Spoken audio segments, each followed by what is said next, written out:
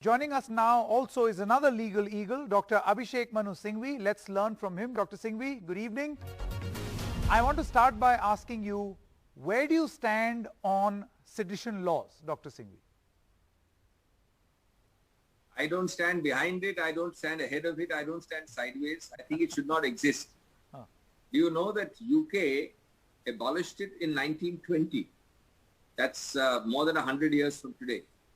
And according to me, it is bad enough as an ornamental witchcraft on your shelf.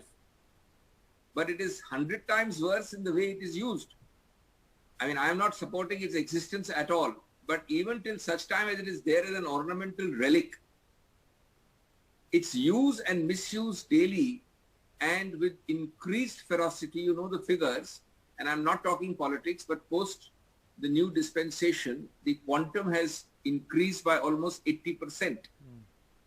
Now, being the situation, I don't think any right-minded, fair, you don't have to be a liberal, a balanced person can support this law because its use and misuse is gross. I mean, I must remind you and your viewers that the chap who questioned oxygen cylinders issue by his own father in the largest state of India, which is approximately the size of Europe, was charged with sedition. Liberal free thinkers who may preach atheism or agnosticism can be charged with sedition. Who may preach autonomy and freedom can be charged with sedition. So it is a draconian thing. It doesn't deserve to exist one more minute, but let me here make a slightly legal distinction. It does take time for courts to strike down the law. And it may not even be struck down, although I'm quite sure that it is likely to be struck down. But let's assume it's not struck down. The point I'm making to you is a bit of a nuanced point. 2 or 3 stinging judgments by the highest court of the land, clear judgments, even one of them now, because the last judgment was in the 1960s, Kedar.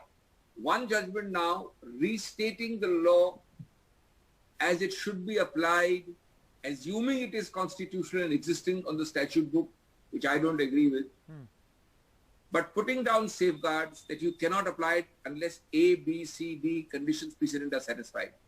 But Dr. Singhvi, those conditions exist. As part of the Kedarnath Singh judgment, those conditions exist. That you should be seen as waging a war against the state by violent means. You are 100% right. You are absolutely right. But sometimes, as they say, for people who have ulterior motives or limited vivek, you need to restate the obvious. You are right that there are 2 or 3 basic conditions of Kedarnath which we as ordinary citizens and newspapers also don't remember when we read of sedition. One, there must be an overt act accompanying mere thought processes and words. 2, it must be an exhortation to violence or disorder. But that I know was there 60 years ago in Kedar. But today, if a bench of the Supreme Court says that with more comprehensiveness in current times and says, for example, I'm just giving an example, that if you were to do this kind of initiation, so-and-so would be responsible. If the tests are stated more clearly, because in 62, nobody, you see, don't forget, the Supreme Court of 62 did not have to face the frequency of its use. Kedar was an individual case. So it is vital to restate. Don't underestimate my point about restating the law, even though it's a reiteration. Reiterations are important. And this is on the assumption that the other bench, which is considering the larger issue, does not strike it down. I believe there's a good case for striking down also. But I'm assuming that takes longer in time. Dr. Singhvi, let me ask you a political question also. The point is that all political parties, see, it's very convenient to say that some police officers or some notorious person has pressed these sections in the police force against individuals. The point is of its political misuse. But that political misuse does not rest with just the Bharatiya Janata Party or the central government. It's being misused or the Congress has also been accused of misusing sedition in the past. I have no doubt. When a power is there will be temptation to misuse. And I am not suggesting that any government has not misused it at all. But number one, differences of degree do make for differences of kind. The degree of use from 2014, I have no hesitation in saying, is a quantum leap. Number one. Number two, that is the very strong reason and argument what you've just said for its ultimately being held to be unconstitutional. Don't give a mad power to any government. That government is bound to occasionally misuse it. The difference between you and me may be that I may do it occasionally, somebody may do it more frequently, and a third person may do it every day. But the point is that at the moment, the kind of, see the two categories, Saket. One is the number of cases, and two, the kind of cases to your political question since 2014. Leaves me aghast. I mean, the categorization, you have had an article just today or yesterday about the kind of cases. From the smallest, and remember one more thing, you know, Mr. Vinod Dua was lucky to get out of it. But how many people like Mr. Vinod Dua have the facility and the benefit of good counsel or proper representation or fighting it? Correct. You are a poor man with limited resources. Can you fight this even beyond the magistrate or the sessions court? It's all very easy to say, courts will release you. But that's what all these establishment people say. Law will take its own recourse and law will triumph. By the time it triumphs, you are dead. 95% of the people in this country cannot face up to the draconian effect and misuse of the law, even assuming that you are bound to be held innocent ultimately. That ultimately, as Keynes said, in the long run, we are all dead. That's true. Dr. Singhvi, two quick questions.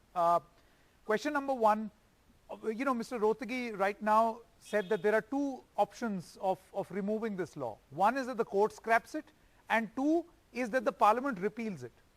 Now, parliament, if it had to repeal, could have. But the point is, it serves all political masters, so I don't know whether it will be convenient for parliament to do it or not. But do you think this matter must come in front of the Supreme Court so that the law can be scrapped? Parliament should have repealed it a while ago. But remember, there were patches and periods when it was not used at all. There were periods when it was used more than it should be. And I will not blame the present government only. But the degree of use by this government is so excessive that you can take it from me that there is not a hope in hell of this government initiating legislation to remove it. But you feel now is the best time for this to be initiated? This absolutely, is the time. Because you are feeling its teeth. You are feeling its terrible effects only now. You see, it was there, it was used also, and wrongly used also. But the frequency was sparse and way, you know, laid out. From the 60s to 2000, very sparse. From 2000 onwards, a little bit more. But never half as much as after 2014. So I think ultimately we'll have to rely on the courts. And as I said, I am going to nuance. You assume that the courts may not, because see, legally it is not entirely possible to strike it down. I mean, I think there's a good case for it personally, but it's possible for a bench to say that no, we cannot hold it unconstitutional, Parliament should repeal it. Correct. But that same bench can say that we put these guidelines and limitations on its misuse. And let me ask you this final question. Although I am very clear that it deserves to be struck down and it can be struck down. But Dr. Singhvi, assuming what you're saying that the Supreme Court may not want to take that decision, my question is, do you think that there should be harsh punishment to, you know, serve as some form of deterrence that people don't misuse it? For instance, a hefty fine, a punishment, a penalty for its misuse. Look, I'll tell you.